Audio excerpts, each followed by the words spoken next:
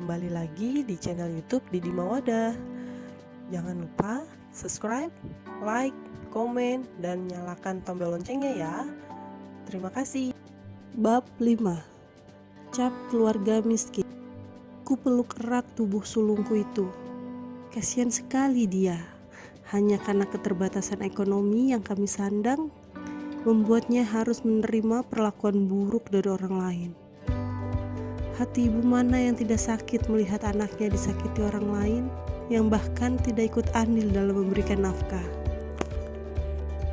Langit gak mau lagi mengaji di masjid, Bu. Langit takut diajak teman-teman, karena Langit dan adek Bumi anak miskin. Malu sekali, Bu. Allah, hancur hati ini mendengarnya.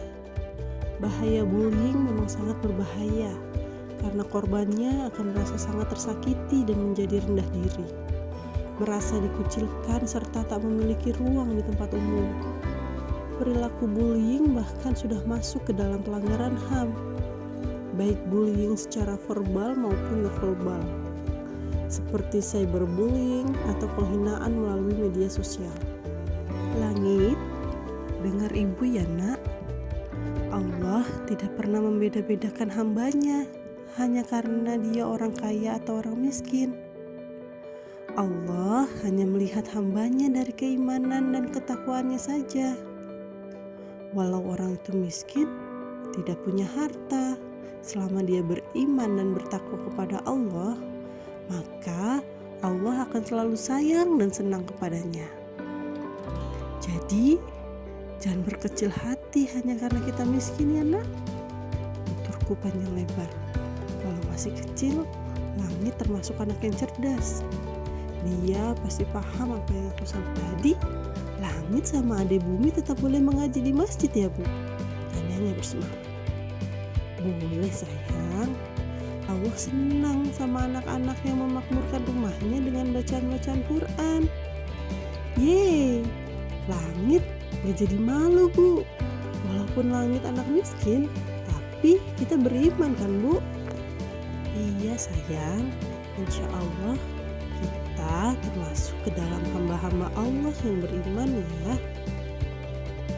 Sekarang pesan ibu, Langit jangan mengulangi lagi perilaku Langit yang kemarin di warung Bude Rum ya. Walaupun kita miskin, kelaparan, tapi jangan pernah mengambil apapun milik orang lain. Nanti Allah marah dan tidak sayang lagi sama kita.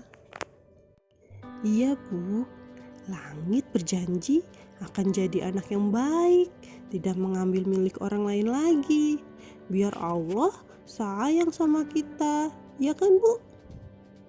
Benar sayang. Yuk, sekarang kita siap-siap sholat.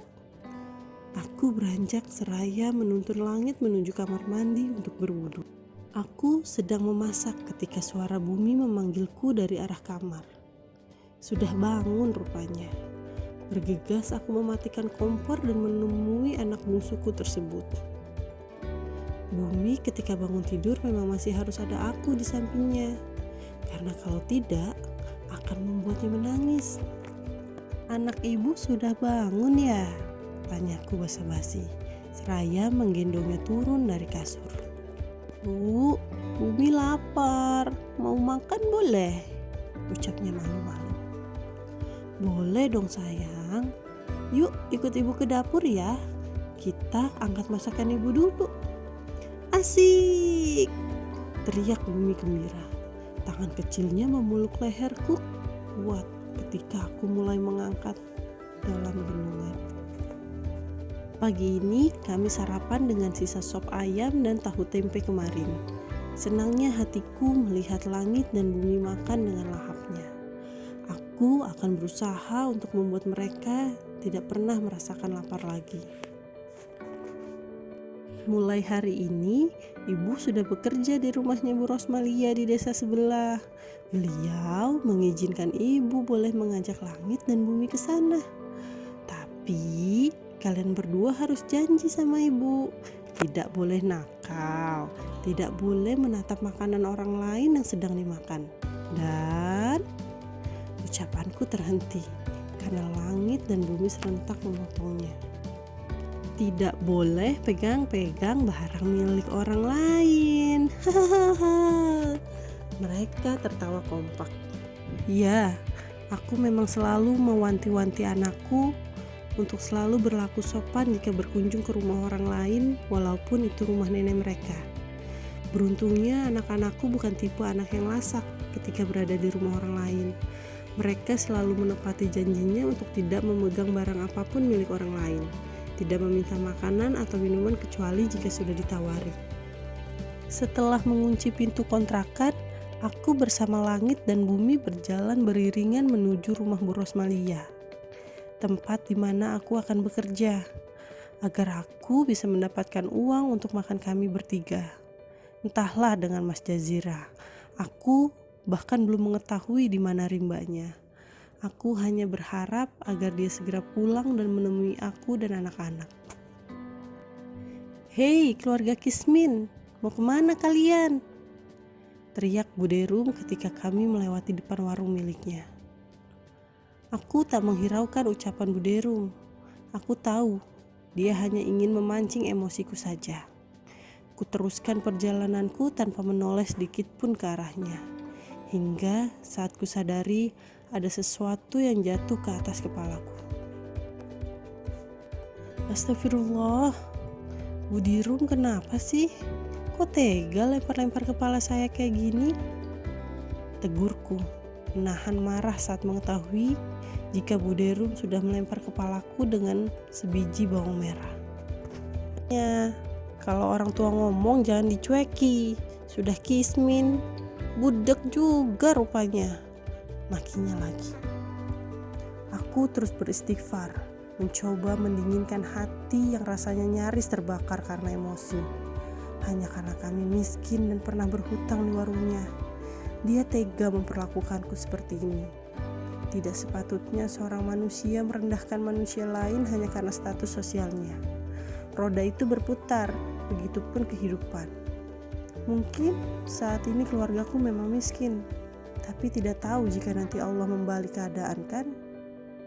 Setelah agak tenang, kembali aku membimbing langit dan bumi untuk meneruskan langkah. Karena hari sudah semakin siang, kami harus cepat sampai ke rumah Bu Rosmalia jika tidak ingin membuatnya kecewa karena telat di hari pertama bekerja.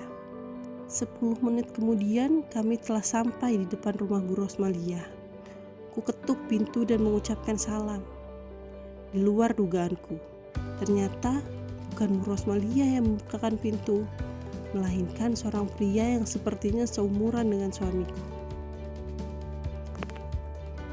Maaf Pak, apa Bu Rosmalianya ada?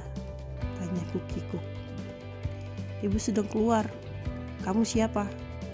Tanyanya dingin. Saya Gianira Pak. Saya yang diminta Bu Rosmalia untuk bantu-bantu di sini. Oh, masuklah. Perintahnya singkat. Seraya membukakan pintu untuk kami bertiga. Makasih Pak.